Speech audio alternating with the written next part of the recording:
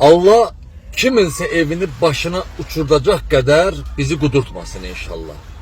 Düzdür, deyirlər ekskavator işlədəni bir de işin icraçısını tutublar. Bəli, onlar da nadandılar. Ama mənə elə gəlir ki, kirkələri yox. Akulaları tutmaq lazımdır. Onların hakkında cinayet açmaq lazımdır. Günah kimde olur olsun bu fərq eləməz. Bir insan evin içinde yaşayır ve sen ekskavatorla onun evini başına uçurdursan. Belki orada bir körpü uşaq olaydı. Belki orada şüşə qırıntısı onun boğazını kəsəydi. Gözüne bataydı. Bu pul bu kadar mı gözünüzü örtüp ha? O birisi dünyaya mı parasınız ha? Düz değil.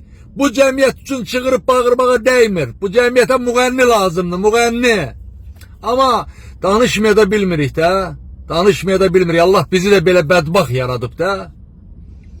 Nadanlar, utanmadınız o ev uçurdan da. O kadının çığırtısı milyon olardı, orada çönüp bakmazdım. And olsun bu Ramazana. Ne kadar pul tutup etsin gözünüzü. Ne kadar özbaşınasınız siz. Bu özbaşınalığa son koyulmayacak mı ha? Bu ne de ha? Bu ne bir abırçılık da günün gün ortacağı cemaatin evini başına uçurdursunuz. Pul bu kadar mı kudurdu ben size?